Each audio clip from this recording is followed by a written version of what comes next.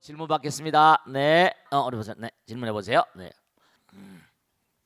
네, 안녕하세요, 스님. 오십시오. 네, 이해랍니다. 박수로 맞으세요. 네. 네, 부처님께서는 대기설법이라고 하셔서 네. 듣는 사람의 이해 능력에 맞추어서 네, 진리를 해설하는 일이 네. 매우 중요하다고 말씀하셨는데요. 네. 이것은 비단 불교에서뿐만이 아니고 음, 일상생활에서도 매우 중요한 원리라고 생각이 됩니다. 음, 스님께서는 음. 많은 신자들을 네. 항상 음, 만나시다 보니까 네. 스님만의 음. 그 대기설법, 즉 소통의 기술이 있다고 생각이 됩니다. 네, 네, 그래서 스님께서 타인과 소통을 하실 때 네. 가장 중요하다고 생각하시는 점이 무엇인지 매우 궁금합니다. 그래서 스님께 답을 청해 봅니다. 네, 박수로 맞으세요. 네. 자, 좋으신 질문이세요. 집에서도 이제 제가 아는 대로 말씀을 드릴 테니까 가정 내에서나 사회적으로 많은 분들을 모시고 살아가면서 꼭 유념을 하세요. 제가 무슨 전지전능한 존재도 아니고요. 별 볼 없는 중생인데요. 우선 부처님 말씀대로 살려고 최선을 다하죠.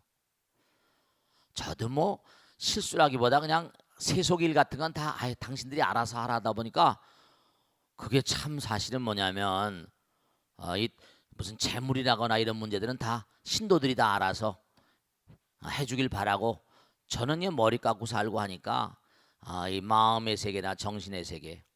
근데 밑에 사람들이 좀 영명하지 못하니까 참 그러면 또 이제 저한테도 이제 괴로움이 오고 고통이 오고 그럴 때가 많이 있고 말습니다. 근데 우선 제가 많은 분들을 모시고 살면서 원칙이 하나 있어요. 우선 많이 들어준다 이겁니다. 누가 무슨 얘기를 하더라도 그 사람 입장에 서서 생각을 한다. 우선 처음에 그 사람이 뭘 지금 얘기하고 싶고 뭘 지금 원하는 걸 내가 알아야 되잖아요. 부처님 뭐죠? 항상 무아상 무인상 이렇게 얘기한 것처럼 나를 버리고 비우라고 했잖아요. 나를 버리고 비워야지 남의 얘기가 잘 들려요. 남의 얘기가 잘 들려. 그러니까 남들의 얘기를 들으면요. 어떤 생각이 들어요? 부처님 말씀이 이고등락이라고 하죠. 저 사람의 고통을 어떻게 하면 해소시켜 줄 수 있을까? 그 이제 들으면 이제 내 마음 가운데 그런 생각이 모락모락 피어오르죠. 근데 이제 여기서 꼭 하나 중요한 게 뭐냐면 남의 얘기를 듣고 내 마음 가운데 그 사람의 고통을 어떻게 하면 해소시켜 줄 수 있을까? 그렇게 생각하면서 항상 제가 꼭 여러분께 당부드리고 싶은 게 그래서 공부를 열심히 하라는 거예요. 그래서 기도를 열심히 하라는 거고 그래서 참선을 열심히 하라는 거예요. 왜냐하면은 다종다양한 공부라고 다종다양한 사례를 많이 듣고 이제 이른바 말하면 내가 모든 걸 다 체험해 볼 수가 없어요. 그럼 부처님 말씀이 정전이죠. 경전이고 그 다음에 아주 중요한 건 이른바 케이스 바이 케이스. 이 대기설법이란 케이스 바이 케이스거든요. 근기 따라서 많은 사례들이 인생은 교과서니까 위대한 교과서니까 인생은 위대한 교과서거든요. 그러니까 여러 사람들의 얘기를 다 가능한 한 그러니까 뭔가 아니 이러저러한 얘기들을 다 이제 뭔가 아니 공부하고 특히 경전을 중심으로 해서 그러니까 이게 다종다양한 얘기했지만 푸는 원리는 뭐죠? 부처님의 각자 부처님의 관점이잖아요.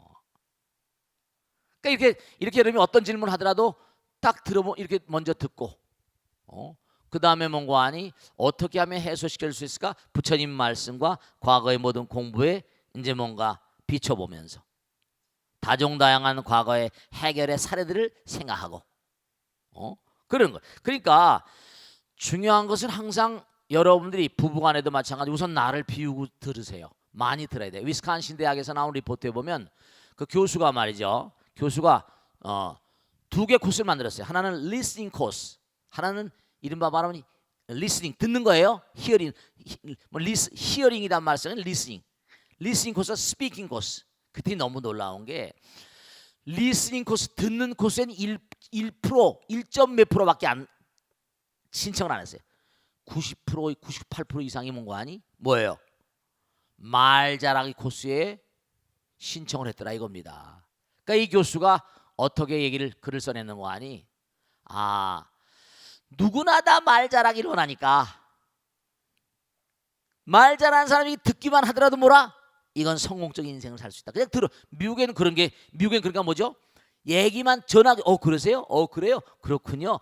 맞장구만 치고선 그 전화 상담 뭐라고 할까요? 전화 뭐랄까 상담 회사랄까요? 그 회사가 성실 아주 그냥 성황을 이루고 있다니까요. 답답하니까 누가 들어줬으면 좋겠는 거야. 그러면 자기는 ARS 돈만 싹 계속 올라가는 거지. 그래도 그게 신나고 마음이 편하니까. 마음 편하니까. 사람들이 뭔가 하소연하고 싶은 게 너무 많으니까 듣는 것만으로 돈을 버는 그런 회사들도 있다니까요. 그러니까 여러분들도 보살님이 돼서 남편들이 직장에 나가서 막 뛰고 답답하고 가슴이 아프잖아요. 아이들도 마찬가지. 아이들한테 잔소리하거나 남편들한테 잔소리 많이 하지 마세요. 그냥 다소곳이 들어주세요. 그리고 한마디씩 뭔가하니 부처님 말씀으로 툭툭 던지면 남편들도 부처님 말씀에 승복을 합니다. 항상 많이 얘기한 사람은요, 자기가 미안하니까 남의 얘기를 저절로 듣게 돼 있습니다. 말의 실력이 있어가지고 한마디만 하더라도 상대방을 뭐라? 촌철살인이란 말 들어보셨죠? 말 한마디로 탁 사람을 꺾어버릴 수 있다는, 그런 건 이제 지혜인 거예요. 부처님 지혜. 많은 말이 중요한 게 아니에요. 많은 말이 중요한 게 아니에요. 정말로 제가 하나도 빈말이 아니라 정말로 제가 지난주일에 말씀했잖아요. 옛날에 산중에 살 때 내가 정말 고통 속에서 도망자로 살다가 내려와서 약 먹으면서 한 생각 딱 일어서 가지고 능인선을 시작했잖아요. 그래서 참선을 가리키다가 방향을 틀어서 이거 아직 때가 아니다. 그땐 전부 다 돈 벌어야 될 때 30년에 부동산 투기가 그 당시엔 복부인들이 난리가 났었습니다. 전국을 무대로 지금도 우리가 따온 계약서 얘기 나오잖아요. 뭐 위장전임 다 그때 산물들입니다. 청문회 때마다 30년 전에 대단했거든요. 이 사람을 참선 못 가리키구나. 바쁘니까. 근데 이제 많이 안정되고 하니까 돈도 벌고 땅 이제 전국이 딱 정리가 되고 하니까 뭐 아직도 좀 그런 데도 있긴 하지만 이제 철저히 이제 이익 환수 하니까 이제 많이 없어졌어요. 이제 부동산 투기가. 그렇지만 이제 그런 상황이 되니까 사람이 많이 안정되니까 이제 참선이나 머리가 복잡해졌거든. 해골바가지가 복잡해졌으니까 치매가 많아지고 암, 고혈압, 당뇨 먹고 살기 돈은 벌었으니까 뭐라? 좋은 거 먹으려고 애쓰고 좋은 차 타고 좋은 집 살고 이러니까 뭐예요? 이제는 이제 병이 다발적으로 많아지는 거예요. 그래서 아주 중요한 것이 뭐냐면은 이제는 뭔가 아니 마음을 좀 다스리는 프로그램을 짜야 되겠다 해서 딱 들어가서 몸과 마음을 던져서 살다 보니까 제가 한 보름 전하고 지금의 저하고는 이 세상을 바라보는 관점이 뭔가 아니 완전히 바뀌어졌다고 말씀드리면 믿을지 안 믿을지 모르겠지만 무한의 세계, 영원의 세계를 체험한 자들은 전년미직 중생 후녀모직보다 정말 새로운 세계를 사는 것 같아요. 새로운 관점으로 슬슬 이제 느끼실지 몰라요. 관점의 변화가 온다니까요. 깨달음은 사람을 바꾸는다니까. 그 자꾸만 여러분이 이렇게 공부를 하게 되면 관점의 전화가 와서 전환이 와가지고 남편이 뭐라고 얘기하더라도 많이 들으시고 친구가 뭐라고 해도 많이 들어주시면 그 사람은 만인의 의지처가 됩니다. 그래서 저는 계속 몇십 년 동안 누가 말하는 거 들어주고 해결해주고 그런 거로 살다 보니까 이게 벚꽃 대통을 한데도 많은 사람들에게 뭔가 호응을 얻는 게 아닌가 그런 생각을 해요. 그러니까 우선 첫째로 뭐냐면 남의 얘기를 많이 들어준다. 두 번째로 뭔가 아니 저 사람이 어떻게 하면 내가 저 사람에게 뭔가 이익을 줄 수 있고 마음을 편안하게 해줄 수 있을까. 세 번째로 부단히 나를 갈고 닦고 공부하고 끊임없이 부처님의 관점으로 나를 뭐라 변화시키고 무장시켜 나간다. 그런 단계가 중요해요. 그런 단계가 있지 않고서는 그래서 이제 실력을 쌓아가야죠. 수행력을 쌓아가고 법력을 쌓아요. 근수의 법력이 관심하고 관력이 전심한다. 부처님 말씀대로 자꾸만 끊임없이 수행하는 가운데 관력과 법력이 자꾸만 승화돼 가는 거예요. 그러니까 정말 기도하면 기도하는 시간만큼 명상 참선하면 참선하는 시간만큼 절 한 번 하면 절 한 번 하는 것만큼 공덕이 쌓이고 부처님 말씀 한 말씀 들으면 들은 것만큼 공덕이 쌓이는 거예요. 아시겠죠? 명심하시고 항상 정말로 여러분들이 우리가 이 사회 명심하실 게 하나 있는데 가정도 그렇고 아이들도 그렇고 진짜 제가 안타까워서 말씀드린 게 하나 있어요. 뭐냐면 요즘에 카운슬링 있잖아요. 상담 심리학이라는 게 아주 인기를 끌고 있는데요. 회사라거나 제가 어떤 보살님을 한번 아는데 이분은 공부를 해가지고 심리학을 전공했는데 삼성에서 직원들 상담하는 그 삼성이라는 회사가 너무나 그냥 일이 많다 보니까 스트레스가 많은가 봐요. 그냥 그리고 중도에 다니다가 포기하는 그런 직원들이 꽤 많은가 보더라고요. 그냥 이 상담을 하는 이 상담이 굉장히 중요한 거예요. 근데 왜 꼭 상담사를 만나서 돈을 쓰면서 그렇게 하죠? 여러분이 엄마 아버지가 돼서 공부를 열심히 하고 기도 열심히 해보고 뭔가 수행을 해보세요. 아들 딸들의 상담을 다 들을 수 있습니다. 주변 사람들의 상담사가 될 수 있다니까요. 불교 공부를 열심히 하면 다 상담사가 될 수 있어요. 부처님은 상담사거든요. 아여양야 지병소략하느니 보고불군 비오고야 나는 좋은 의사와 같다 그랬거든요. 그러니까 항상 공부 열심히 하면 그러니까 이렇게 배우고 하는 것도 중요하지만 여러분이 정말 좋은 상담사가 돼서 좋은 그런 남들의 어려움을 해소시킬 수 있는 그런 사람들이 참된 보살의 길 가시면 됩니다. 아시겠죠? 자, 다음 질문 받겠습니다. 네, 우리 보살님 마이크 드리세요. 네, 네, 네, 네, 네, 박수로 해주세요. 네, 네, 감사합니다. 스님, 저는 반야지라고 하고요. 네, 제가 궁금한 것은 요즘 현대인들은 스트레스를 굉장히 많이 받고 살잖아요. 그렇습니다. 그래서 저도 마찬가지로 스트레스를 굉장히 많이 받는데요.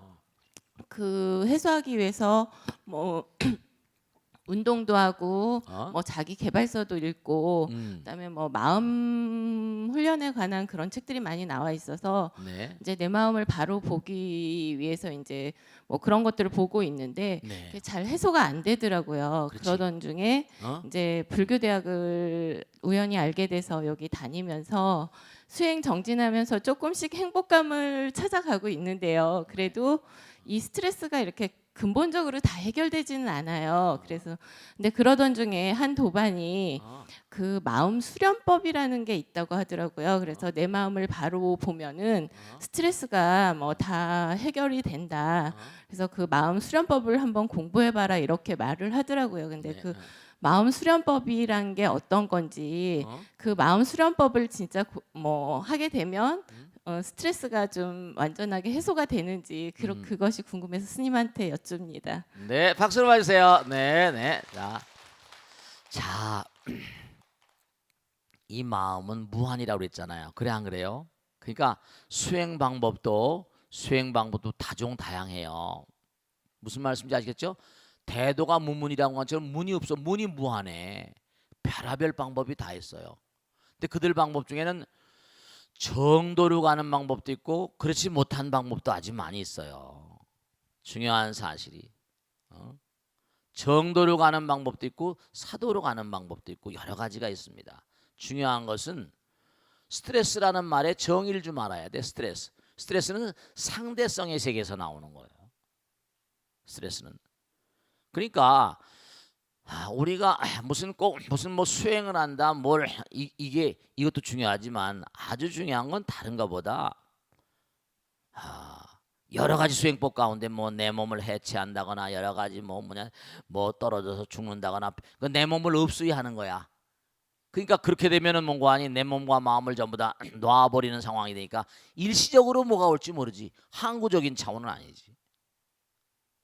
어떻게 아주 중요한 것은 뭐냐면 스트레스라는 말은 스트레스는 눌린다는 건 눌린다. 그 누르는 존재가 있고 눌림을 받는 존재가 있잖아. 상대성이 세계. 근데 당연한 건 뭐냐면 육신을 가지고 있는 한 알겠죠? 육신을 가지고 있는 한 스트레스는 모면하기가 어려워요. 당장 내가 눈을 뜨게 되면 생각이 아무리 깊다 하더라도 당장 부처님께서도 길을 가다가 우리가 유여열반 무여열반 공부했죠? 유혈반은 뭐냐? 길 가다 발바닥에 가시가 찔려요. 그럼 어떻게? 당장 아프지. 아프잖아요. 그래 안 그래요? 그렇지만 뭐냐면 껍데기는 아프지만 마음은 다치지 않잖아요. 부처님 마음은 평온하신 분이니까. 그러니까 몸뚱아리를 가지고 있는 동안에는 아직 해소되지 않은 부채가 있는 거예요. 부처님 말년에 나오잖아요. 허리를 너무 불편해서 허리를 잘 못 쓰셨어요. 너무 불편하셨나 봐. 그래가지고 경전에 나온 대로 세존이시여 정말 만중생의 어버이신 세존께서 왜 허리가 그렇게 불편해 하십니까? 이렇게 뭐라 그래요? 내가 전생에 말이야 금강역사였던 적이 있어. 금강역사. 상대방과 몽고하니 그 나라 왕의 생일날 금강역사. 우리 말하면 레슬링 선수 같은 거 있잖아요. 그 금강역살끼리 뭔가 경기를 해가지고 1등을 한 사람 상 받게 됐는데 내가 상대방의 허리를 잡고 부러뜨렸다는 거예요. 내가 지금 그 과보를 받고 있노라. 아주 오랜 과거생에 몸 있는 동안 몸으로 인해서 온 과보를 자기가 받아야 돼요. 그러니까 중요한 건 뭐냐면 우리가 이열치열 그런 얘기했잖아요. 고통을 받는다. 아까도 똑같은 얘기했어요. 교유모리하면 종공배공이라 했잖아요.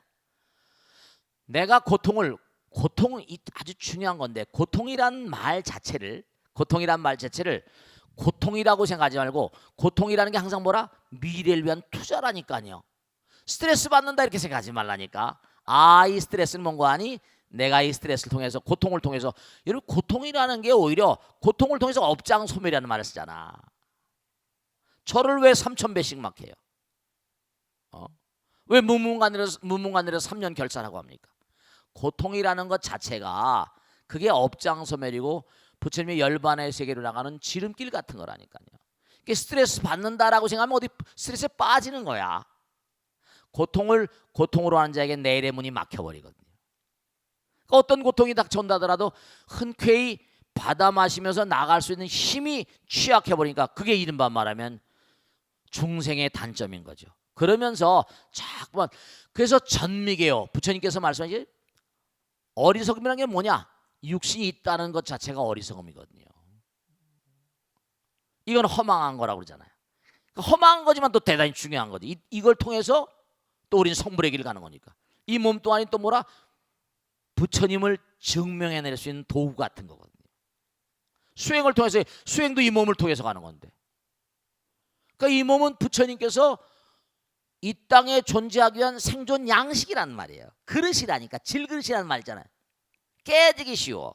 그렇지만 아주 중요한 게 뭐냐면 우리가 이 그릇이 질그릇이긴 하지만 여긴 부처님 단계에 있으니까 나름대로 중요한 게 있죠. 자, 우리가 눈으로 보잖아요. 눈이 없으면 어떻게 돼요? 볼 수가 없거든. 그러면 내가 하루 온종일 보면서 공부를 하잖아요. 그럼 항상 눈이여 감사하다 이런 말씀. 코도 냄새 맡잖아요. 감사하다. 먹지 않으면 살 수가 없죠. 꼭꼭 씹고 이도 감사하고 혀도 감사하고 맛을 보면서 또 먹잖아요. 또 감사한 거예요. 오장육부 꿀떡 생기잖아요. 위장으로부터 오장육부가 다 소화해가지고 영양분을 공급받아가지고 내 몸이 채가니까 오장육부들이요 너무 감사하다. 만약에 제가 어떤 분이 그래요. 스님 저는 선천적으로 간이 나쁘대요. 선천적으로 간이 나쁘니까 항상 아유 거사님 너무 좋은 일이네. 선천적으로 왜 간이 나쁘게 해서 전생에 술을 많이 마셨으니까 금생에 술 좀 덜 마시라는 건가 봐. 그러니까 선천적으로 간이 나쁘니까 술을 덜 마시니까 감사하잖아. 부처님 덕분이야. 간을 혹사시키면 이제 금생에 죽는 거니까. 모든 게 다 감사로움으로 받아들이면 스트레스라는 게 많이 녹아지고 또 하나 이제 그래서 집중적으로 수행하기 위해서 이렇게 공부하기도 하고 기도하기도 하고 참선하기도 하고 명상하기도 하고. 제가 얘기했잖아요. 강남에 처음 들어와서 30년 전에 참선을 가리키고 뭘 하려다 보니까 너무 이게 뭐냐면 부동산 강남 주민들이 다 뛰어다니는 거예요. 그때는 기도를 가르칠 수밖에 없어. 다니면서 잘 돼야 되니까 관세음보살 약사여러분. 이제 세월이 흘렀으니까 이제는 뭔가 아니 이제 많이 강남 땅도 이제 많이 가라앉고 안정이 되다 보니까 그러니까 또 치매도 많이 오고 암도 많이 오고 이제 수행 프로그램 기도도 열심히 하면서 또 뭔가 정진할 수 있는 마음의 자세가 고요히 마음을 가라앉히면 또 그것도 나에게 큰 도움이 되는 거거든. 그러니까 한 방향으로는 뭔가 아니 끊임없이 나 자신을 계속해서 뭔가 아니 공부로 연마하고 우리 몸을 가지고 아까 얘기했잖아요. 아주 중요한 첫 번째 질문 때겠죠. 모든 만상 자체가 다 부처님의 분신들이야. 부처님 말씀대로 인간은 하늘을 담은 그릇이고 중생은 뭐라? 부처를 담은 그릇이야. 똑같은 말씀이에요. 모든 미물 중생들이 다 뭐라? 부처의 분신들이니까 그들을 뭐죠? 그들을 전부 다 모든 만상에 대해서 감사하고 나 자신에 대한 감사. 짜증을 부릴 이유가 없어. 짜증을 부리게 되면 내가 스스로 나를 손상시킨다니까. 눈이여 감사합니다. 눈에 기도하고 코여 귀여 장에 다 감사합니다. 이렇게 살고 있음에 감사합니다. 그러면 스트레스 받을 게 누가 나에게 고통을 주었음에 감사합니다. 왜 나의 뭐라 업장이 녹아져 버리니까. 그래요. 다 그런 거예요. 정말 그렇습니다. 제가 강남에 처음 내려왔을 때 어떤 일이 있었는가. 이건 오래된 일인데 비싼데 강남에 처음 내려왔었는데 사람이 좀 뭐예요. 근데 내가 봉정함에 기도를 가는데 말이죠. 그냥 다 신도를 믿고 그래가지고 방에 열쇠도 두고 다 걸고 금고문 같은 것도 뭐 아무나 열 수 있겠더니 아 이거 참 기가 막힌 게 산에 갔다 오니까 금고를 어떻게 열었는지 누가 와서 가져갔는지 돈이 하나도 없는 거야. 그래서 물어보니까 다 모르는 거예요. 그때 내가 퍼뜩 느낀 게 울고불고 경찰에 신고할 수도 있었겠죠. 그죠? 아 이게 내가 돈을 만지지 말라고 하는 부처님의 어떤 그런 그 무슨 가르침 같은 거구나. 그래서 그 다음서부터 내가 불사받다가 전부 다 신도들한테 다 넘겨줘 버렸습니다. 뭔가 나에게 오는 걸 어떤 그런 예지적인 차원으로 받아들이는 거예요. 네가 돈 만지지 말아라. 이웃은 우연이 없으니까요. 도둑을 맞는 것도 아 내가 이게 뭔가 마음 가운데 그릇된 마음이 있었지 않는가. 예전에 어느 모모한 인사가 있었는데 이 사람이 뭐 의적이라고 불리는 사람인데 이 사람은 그 다음에 뭐 영창도 가 막 그랬잖아요. 이 사람은 길을 가다 보면 제가 그걸 그 사람 신동안가 어디서 벌떡 보면서 느낀 게 있는데 방배동 길을 걷다 보면 저 집에 들어가면 걸리지 않겠다 그냥 느껴진대요. 완전히 도왕이지 도왕. 도신이야. 그 집에 들어가서 도둑질해도 전혀 몽관이 신고 안 할 집이 느껴진다는 거예요. 물방울 다야니 다 훔쳤는데도 아무도 신고를 안 하더랍니다. 가히 도신급이죠. 기가 풍겨나옵니다. 기가. 사람들마다 기가 풍겨나와요. 거기서 뭘 배우는가. 그러니까 나에게 고통이 올 때는 뭔가 하니 아 이게 긍정적인 방향으로 가는 신호구나 생각하시고 고통 가운데 배우는 게 있어야 돼. 고통 가운데. 고통 가운데 게 배우는 데 있어요. 위대한 선지식이나 위대한 도인들은 뭔가 하니 고통 가운데서 웃었잖아요. 약사발 받고 죽었잖아요.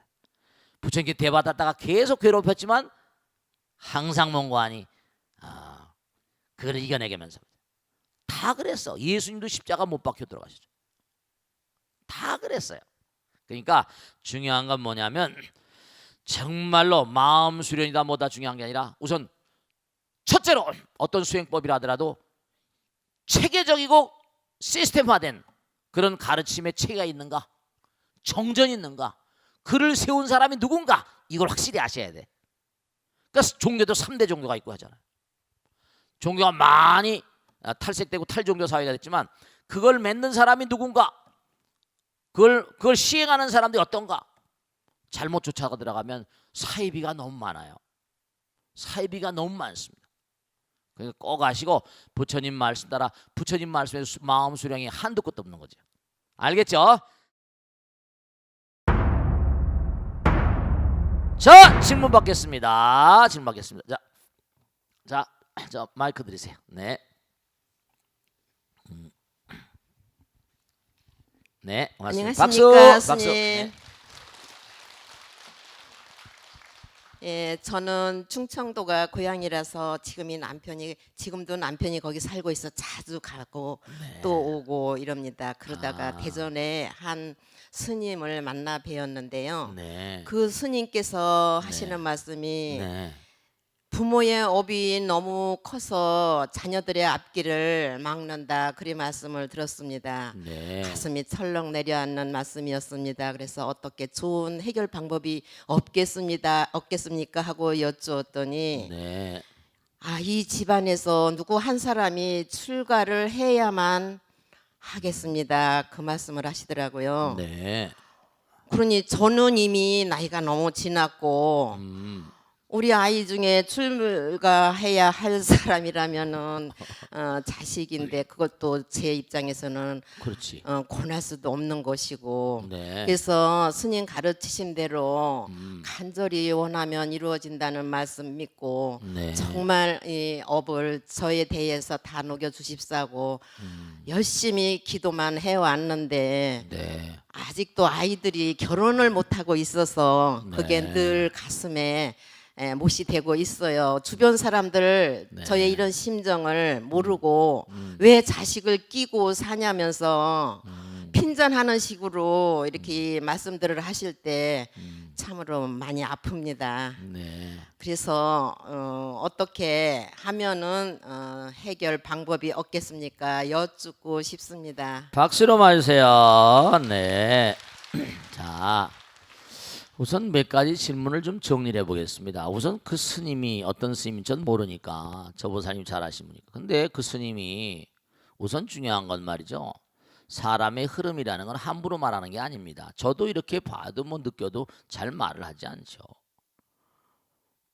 내가 뭘 아는 것처럼 상대방의 운명, 여러분 저 운명이라는 거 일종의 천기라. 옛날에 천기를 우선하면 어떻게 돼? 그게 좋은 게 점쟁이들의 말로가 좋지 않잖아요. 절대로 부처님께서 제가 꼭 말씀드리겠는데 그렇게 말씀하신 분들은 그거는 난 삿되다고 보는 겁니다. 중요한 건 여러분들 말씀이죠. 뭐 어떻자 저떻다 그런 일이 있을 수 있어요. 전생의 업으로 인해서. 그런데 지금 말씀하셨잖아요. 근데 그 사람이 얼마나 자기가 잘 보면 말이지. 당장 보세요. 내 점쟁이들한테 할 말이 많은데 지난번에 또 언제 강의라는데 점쟁이 마누라가 또 입학을 했어. 아, 나 참 이거 웃긴 얘기지만 근데 점쟁이들은 좀 생각을 많이 했더니 공부 끝난 다음에 항의라는 거. 우리 남편은 꼭꼭 마친다는 거야. 그러면서 나한테 와서 항의를 하더라고. 보살님 우선 당장 봐. 말이라는 건 위대한 창조의 힘을 가지고 있거든. 그럴 때다가 말을 해주면 그 사람의 마음 가운데 팍 쑤시는데 남의 마음에 아픔을 주는데 네 남편 죽어 얼마 있다가 이래버려 봐봐. 그러면 겁을 탁 줘버리면 못하지. 어떻게 하면 되냐고 이렇게 하니까 나약한 인간의 심리에 뭔가 그러면 무당푸닥거리하라 뭐라 뭐. 아들을 출가하면 누가 출가할 사람이 마음대로 되는 거야? 그건 어려운 얘기 아니야. 출가가 마음대로 되는 거야 그게? 자식들한테 출가하라고 그러면 돼 그게? 물론 출가시키면 좋죠. 옛날 우리 승문에 내려온 얘기에 자식들 가운데 하나가 출가하면 구족이 생천한다고 그래서 선망부 영가들이 좋은 데로 간다는 얘기도 있고 저도 그거에 뭐 그렇게 크게 뭐 부정적인 그런 생각을 가지고 있지는 않습니다. 그런데 자식들이 마음대로 출가를 하냔 말이야. 그러니까 첫째로 상대방의 운명이란 글자 자체도 움직일 움자에다 명자가 말이죠. 이게 사람 인변의 한일자에다 이게 두들겨 이른바 말하면 가다가 끊임없는 변동이 불가능한 게 인생의 흐름이라는 게 명자입니다. 그게 명자가 두드릴 곧자. 사람의 인생은 끊임없이 변전무쌍하다. 이게 운명이야. 글자 자체 뜻풀이가. 그러니까 첫째로 나는 뭐냐면 사람들의 운명에 대해서 사람들의 운명 이런 건 있어요. 전생에 업을 쌓았으니까 금생에 뭔가 오는 것을 우리가 어느 정도 운명론이 아니야. 그것도 업의 흐름이지. 인연 업보에 따라 오는 겁니다. 그런데 우리 공부했잖아요. 자기가 몸과 마음을 내서 정말 헌신적으로 희생적으로 많은 사람이 이바지하고 살면 쉽게 넘어간다고 했잖아. 그 가벼운 건 없어진다고 그랬어. 업장소멸입니다. 그렇게 효도를 해야지. 물론 아들 딸들 뭐 출가하고 뭐 나쁠 건 없다 하더라도 그리고 절대로 뭐냐면 함부로 상대방의 인생에 대해서 물론 상담 카운슬링 하는 건 얘기를 듣다 보면 이건 마음의 흐름 가운데 뭐 욕심이 많다든지 뭐 독점욕이 강하다든지 집착심이 강하다든지 그런 건 좀 이렇게 뭔가 우리가 부처님께서도 중요한 건요 절대절명의 사실인데 무슨 함부로 무슨 남의 부처님 운명론을 부정했잖아. 그래 안 그래요? 그러면 운명론이 그러면 인간이 자기 노력 자기 의지는 무슨 소용이냐 이거예요. 그 누가 성불하냐 이거 누가 성불하냐. 끊임없이 노력해 가는 거예요. 그러니까 보살님 몽관이 아직 그러면 뭐냐 그 스님에 대해서는 내가 뭐 만나 뵙지 않은 분이니까 그건 놔두고 둘째로 뭐냐면 열심히 기도하고 있는데 아들 딸들이 장가를 못 간다 이건 말씀이죠. 제가 무수히 많은 사람 만나잖아요. 여러분 제발 당부드리겠는데 아들 딸들을 정말 어렸을 때부터 독립심을 키워주세요. 제가 미국이나 구라파 이렇게 가보면 애들이요 10살 안팎 어렸을 때부터 자기 혼자 뛰어다니게 만듭니다. 연애도 마음대로 걸게 하고 마음대로 엄마 아버지는 지켜보는 거예요. 그게 자기 짝을 짰는데 우리 보살님이 내성적인 마음인지 아니면 모르겠지만 가족들이 얌전하다 보니까 그런 마음을 못 키워주는 거예요. 적극적으로 내보내요. 지금이라도 늦지 않았어. 너 좀 만나라. 인연은 뭐라? 창조하는 거예요. 인연은 자기가 만드는 겁니다. 자작자수예요. 자기가 지어야 자기가 받는 거야. 자업자득입니다. 내가 받는 건 내가 짓는 대로 받는 건데 내가 안 뛰는데 누가 갖다 줘? 어느 여자가 열쳤다고 찾아옵니까? 자기가 뛰어야지. 어느 남자가 찾아와? 대체 우리나라 사회의 어떤 문화적인 풍토가 여자들은 뭐 얌전해야 된다, 뭐 어쩐다 저쩐다, 뭐 남자들 함부로 여자 만나지 마라. 그러지 마세요. 자기 나름대로 만나다 보면 취사 선택의 힘도 생기는 거고 자조자립. 그러니까 연애도 하게 만들고 집에도 데려오라고 그러고 좀 만나보고 얘기도 듣고 그러면서 그런 데 가운데서 인연의 싹이 터가지고 인연이라고 한다면 뭔가 말 얘기 들어보고 부모들은 또 어떠냐 요즘 만나는 여자애 요즘 만나는 사내는 어떠냐 이런 그런 걸 코치하고 엄마 아버지로서 그러니까 집에다 그냥 뭐 여러 가지 금기 사항이 많으니까 그게 안 돼요. 이거는 사회 문화적으로 우리나라 토양 자체가 너무나 몽고하니 뭐 남전 여빈이 여러 가지로 남녀 7세 부동석이라고 그랬던가? 남녀 7세 부동석이니 뭐 디렵다 이런 이상한 걸 만들어 가지고 뭐 이상하다고 뭐 얘기할 거면 옛날에 우리 풍습이니까 다 좋은데요. 어렸을 때부터 자꾸만 친구들 많이 만나게 하고 활동적으로 활달하게 키우세요. 미국이나 구라파 가보세요. 어렸을 때 보이스카우트 아세요? 걸스카우트 아죠? 다 합니다. 보이스카우트, 걸스카우트 가서 친구들 많이 만나고 막 만나게 하고 엄마 아버지들이 PTA, Parent Teachers Association 해가지고 PTA 해가지고 아이들 어렸을 때 계속 만나게 하고 교회 가서 만나고 말이죠. 학교에서도 만나고 그리고 어렸을 때부터 같이 친한 친구 데려오라 그러세요. 어렸을 때 만난 친구들 가운데 또 크면 어렸을 때 만난 친구들 초등학교 때 만나서 연애해가지고 결혼한 사람은 많잖아요. 그래 안 그래요? 그런 중생들 가운데 다 만나서 누굴 만나거나 만나서 살면 되는 거 인연이니까. 이 우주에 이 우주에 어디 가면 부처님께 광급 달성해 부모 자식이 아닌 사람 없다고 그랬다고. 물론 좋은 인연을 만나야 돼. 좋은 인연 만나는 것도 공부해서 노력해 가는 거예요. 우리 인간은 한스 까르낭만 따라 끊임없이 공부를 해 만드는 교육의 동물입니다. 그러니까 아이들 때문에 고민하는 분들은 자꾸만 내보내서 만나보라고 그러시니까. 그리고 적극적으로 중요한 건 마지막으로 하는 말씀일게. 이게 다 심리학에 나오는 거지만 사람들은 남자나 여자나 누가 자꾸만 손을 내밀고 자꾸만 하게 되면요 도망가잖아요. 진심으로 접근하고 진심으로 뭔가 하게 되면 마음과 마음은 통하게 돼 있거든요. 장난기스럽게 아니라 진정으로 결혼을 전제로 만난다든지 뭘 해서 자꾸만 만남의 장을 만들어줘야 돼요. 그러니까 무슨 뭐 우리는 결혼해도 뭐 무슨 그 중매 상담실 같은 거 있잖아요, 그죠? 거기서 계속 만나다가 그냥 걸리는 거 아닙니까? 돈 받아 먹고 그런 장을 만들어 돈 받아 먹고 자꾸만 중매 비슷하게 사이트 비슷하게 해서 그렇게 하잖아요. 그것도 이제 문제가 있는 게 뭐냐면 거기서 이제 만나면서 돈만 받아 먹고 몇 번 만나주고 안 만나고 막 이러니까 애가 타고 하는 건데, 보세요. 하나만 꼭 명심하실게. 저 베트남이나 캄보디아나 필리핀 거긴 그 외국인데 한국 남자라고 그러니까 뭐죠? 그냥 쫓아오는 거예요. 걔네들이 뭐 2년 따지고 못 따집니까? 그래도 와서 다 잘 살고 다 문화. 그러니까 중요한 건 인연은 뭐라? 창조하는 것이다. 자꾸만 내보내라. 시장에 내놔야 팔릴 거 아닙니까? 그래 안 그래? 시장에 내놔야 팔리는 거야. 꼭 명심하시고 자꾸만 몽고하니 이렇게 그리고 아들 딸들을 훌륭하게 만들면서 적극적인 인간들로 만들어야 돼. 아시겠죠? 자, 다음 질문 받겠습니다. 네, 우리 보사님 들으세요. 마이크 가깝게 대고 씩씩하게. 자, 박수. 네.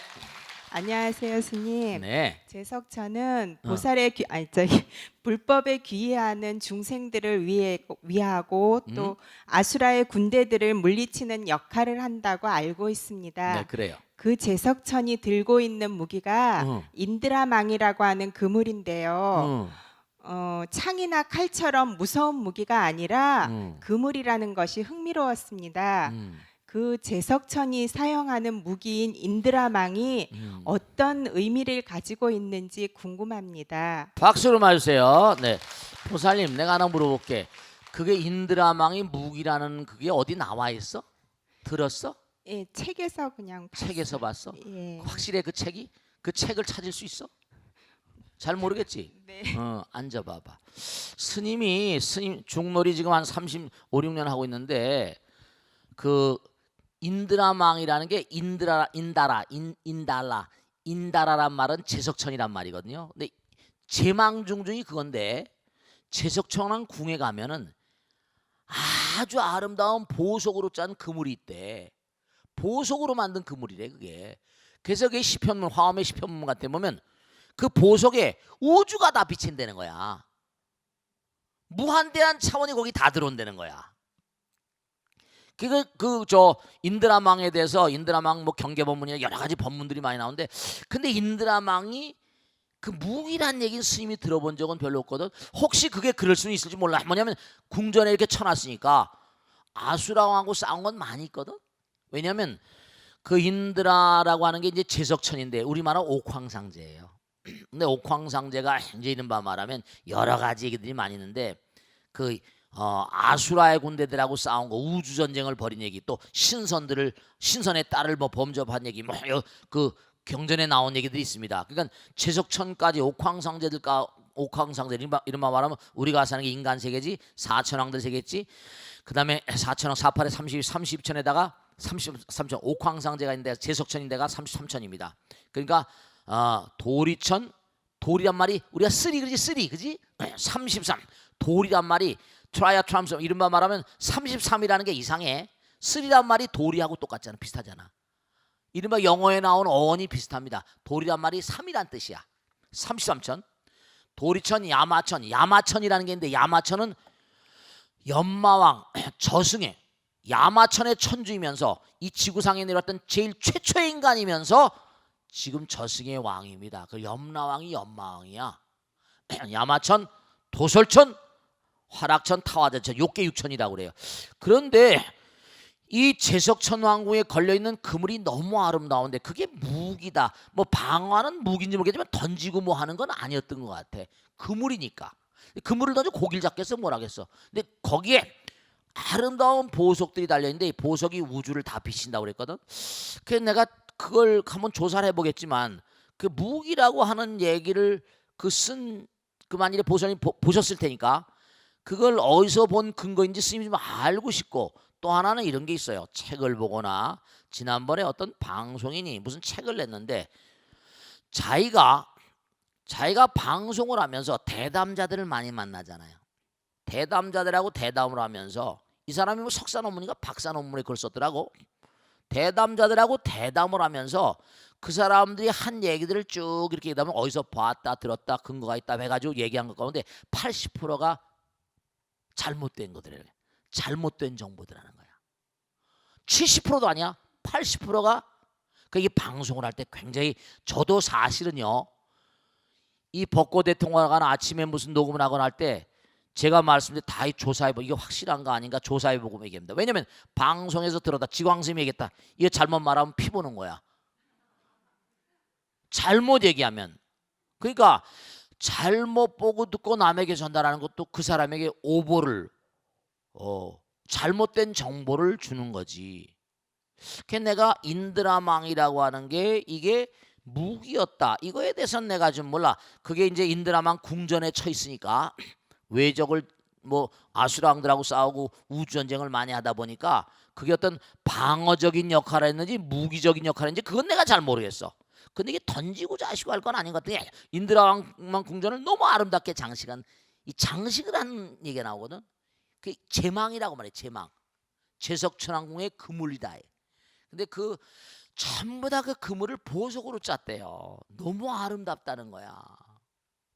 그래가지고 그 보석에 우주의 모든 차원의 모든 게 거기 비친다는 거예요. 이른바 말하면 뭐라고 말할 수 있을까? 정말 아름다운. 그게 정말 얼마나 아름답겠어요. 그게 제망이라고 해요. 제망중중. 그래서 제망중중이라고 얘기하는데 그게 왜냐면 중중무진이란 말 있잖아요. 그죠? 거기에 무한대한 차원이 다 비친다는 거예요. 그 화엄에 보면은 시편문에 보면 제망에 대해서 설명이 나오고 또 차원에 대한 얘기 나올 때 이 제망, 제석천왕궁의 그물을 인용하기도 합니다.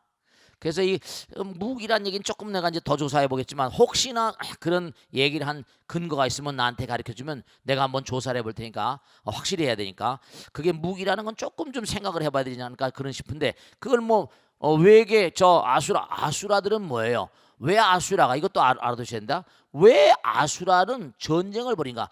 우리가 사는 세계도 전쟁이 있지만 우주 전쟁이 있습니다. 그러니까 우리가 이걸 아셔야 될 게 아이들이 ET 영화라거나 외계 전쟁 얘기라거나 이런 텔레비에 나오잖아. 만화 영화처럼. 그럼 애들이 굉장히 관심 깊게 이렇게 지켜봅니다. 우리도 어렸을 때 그런 거 많이 봤잖아. 붕붕 날아다니고 뭐 로봇 태권부 해가지고 막 적을 부수고 막. 그런데 중요한 건 뭐냐면 실제로 우주전쟁에 대한 기록이 경전에 많이 나옵니다.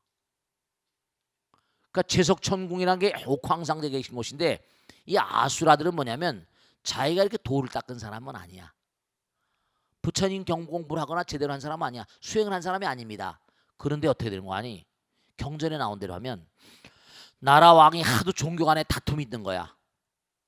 그래서 뭔가 아니 이 종교를 믿는 사람이 지금도 비슷하지 저 종교 믿는 사찰을 막 불을 지르고 또 이 종교 믿는 사람이 이쪽 막 사찰을 불 지르고 하니까 딱 법을 내리기를 만약에 절에 불이 나거나 종교단체에 불이 나는 걸 지나가는 사람이 보고 불을 끄지 않으면 엄벌에 처하겠다 이렇게 내는 거야. 그러니까 바라문이 지나가다가 누가 지나가다가 절에 누가 불을 대고 도망가거든. 이거 만약에 내가 안 끄면 나는 영창 갈 테니까 할 수 없구나. 할 수 있을 거야 되겠다. 그래가지고 강요된 공덕도 공덕이라는 겁니다. 그냥 물을 막 걷다가 절에 불을 끈 거니까 절에 불을 꺼줬으니까 큰 공덕진 거 아니에요. 절 만들기도 힘드니까. 이런 사람은 자기가 그게 하고 싶어서 한 것이 아니지만 그래도 공덕이 되는 거잖아요. 이런 사람들은 뭔가 하니 그 공덕으로 인해서 아수라천 천이 되는데 그들은 호전적인 사람들입니다. 마음 가운데 번뇌망상이 소멸되지 않은 거예요. 이 친구들이 계속 천인들 간에 전쟁을 벌인다는 겁니다. 그러니까 우리가 보면 나쁜 천인이 나쁜 그런 우주인 있고 좋은 우주인 있잖아, 그지? 그런 것처럼 아수라천들, 그게 아수라들이에요. 그 아수라들이 계속 제석천을 쳐들어와가지고 전쟁을 벌이고 했더니 우주전쟁 얘기가 경전에 많이 나옵니다. 그러니까 뭔가 그 우주전쟁을 벌일 때 여러 가지 그냥 뭐 무기들이 있었긴 분명히 하늘나라도 무기가 있을 테니까.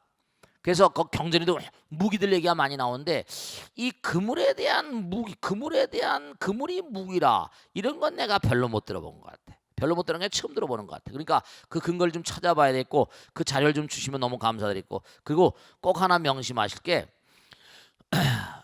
우리가 아까 욕계 육천이죠. 욕계야 욕계 욕심중생이란 말이야. 거긴 남녀가 있습니다. 타화자재천까지 남녀가 있어가지고 연애를 거는데 우리 사바세계 인간들은 만날 때 부부가 만날 때 둔탁한 정액과 이렇게 일을 내보내지만 거기 사람들은 기성 인간들이야. 하늘을 날아다녀. 우리 같은 사랑이 아니라 어떤 사랑이라 기를 뿜는데 기를 뿜면은 그게 이제 이른바 말하면 기성 인간이 또 이제 잉태가 되고 그러니까 우리처럼 뭔가니 무게가 나가는 뭐 몇 킬로짜리 아이가 아니라 하늘나라 인간은 이른바 화생을 한다고 그래가지고 그 인연 따라서 아들 딸들을 낳고 거기 하늘나라 사는 사람들의 이 사랑의 방법 진짜 경전에는 우주인들의 연애 방식이 다 나옵니다. 장난이 아니에요. 외계인들 천인들의 뭐라 사랑의 방식이 다 나와.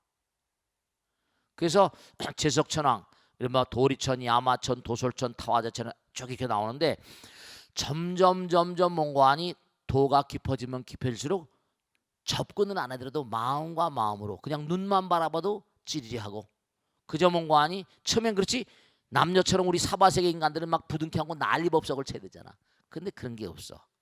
거긴 사바세계 인간들하고 좀 사랑의 방법이 달라가지고 그저 손으로 악수만 해도 혹은 또 안아도 점점 사랑의 처리 방법, 욕망의 처리 방법이 단순해지다가 욕계를 딱 담는 새끼를 가버리면 여자가 없어져 버립니다.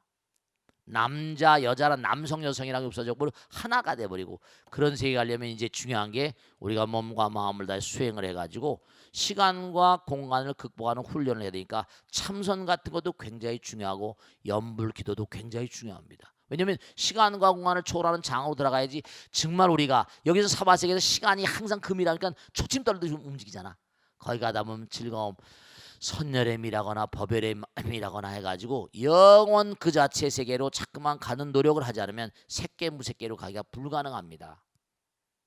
그래서 우린 시간과 공간을 이겨야 되니까 그래서 우리가 버림의 미학이라거나 마음을 비우라거나 이런 것들이 다 전부 다 수행입니다. 물질을 버리는 것도 중요하지만 번뇌를 버리는 훈련이라거나 이게 전부가 다 우리가 점점 승화되기 위한 공부 방법들이에요. 그러니까 꼭 당부드리겠는데 우리가 수행이라는 건 굉장히 중요하고 욕계를 벗어나려면 물질을 이겨내야 돼요. 물질을 이겨내야 됩니다. 남녀를 이겨내야 돼요. 그러니까 여러분들이 법화에 나온 대로 언젠가 남녀의 탈을 쓰고 사는 사람들은 뭐라? 남녀를 이겨내야만 된다는 걸 꼭 아셔야 돼요. 그래서 언젠간 다 이렇게 부처님 말씀을 공부하고 사시다 보면 다 때가 되면 머리 깎고 스님이 되지 않는다 하더라도 수행자의 길을 다 가게 돼 있습니다. 그러니까 머리 깎고 사는 게 대수로운 게 아니고 머리를 깎으면 그래도 뭔가하니 남녀를 이기려는 마음이 마음 가운데 가득하잖아. 그 있잖아. 그러니까 중요한 건 그런 게 있거든요. 스님 뭐 대처성도 있고 그런데 뭐 요즘에 독신이 애들 하나만 있는데 뭐 스님들이 어렵지 않습니까? 이런 얘기 하는 수도 있습니다. 중요한 건 신부들도 마찬가지예요. 그런데 가정을 가지고 살고 이러다 보면 정기신이라고 그러지. 다음에 또 질문을 할 때 정기신이라고 그래. 신령스러운 힘은 기는 뭐라 정신이라고 하잖아요. 그죠? 정과 신을 연결하는 게 기야. 그러니까 기는 거기에 마음이 담겨 있거든요. 감정이 담겨 있습니다. 그러니까 정이 호르몬이잖아요. 남녀가 만나게 되고 이러면 호르몬을 자꾸만 뭐라 내보내야 되니까 신령스러운 힘이 점점 떨어질 수밖에 없고 수행이 쉽지가 않습니다. 그러니까 독신으로 가라고 부처님께서 말씀하신 거예요. 그러니까 호르몬이라는 게 우리 삶에 굉장히 중요한 거거든요. 아시겠죠? 자, 오늘은 여기서 모두 끝내겠습니다. 대단히 감사합니다. 모두 송불하세요. 마치겠습니다. 감사합니다.